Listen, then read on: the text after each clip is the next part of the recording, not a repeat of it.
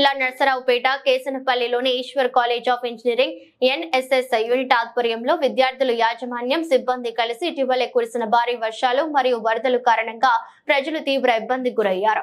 విజయవాడలోని రామకృష్ణాపురం మరియు పరిసరాల ప్రాంతాల్లో 500 కుటుంబాలకు నిత్యావసర సరుకులైన బియ్యం, కందిపప్పు, పంచదార, ఆయిల్, ఉప్పు, పాలు, ఉల్లిపాయలు మరియు అంటువ్యాధులు వ్యాపించకుండా స్థానిక డాక్టర్ సలహాలతో వరద బాధితులకు ఉచితంగా మందులను ప్రత్యేక వాహనంలో పంపిణీ చేశామని ప్రిన్సిపల్ నాగమల్లేశ్వరరావు గారు తెలిపారు.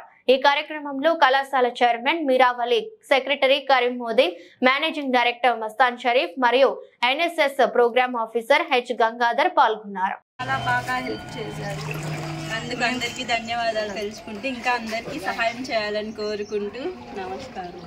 మరియు మా స్టాఫ్ మెంబర్స్ అందరి సహకారం కూడా ఈ కార్యక్రమానికి విజయవంతం చేయడానికి ముందుకు వచ్చారు. వాళ్ళకు కూడా ప్రత్యేకంగా ధన్యవాదాలు తెలియజేసుకుంటున్నాను.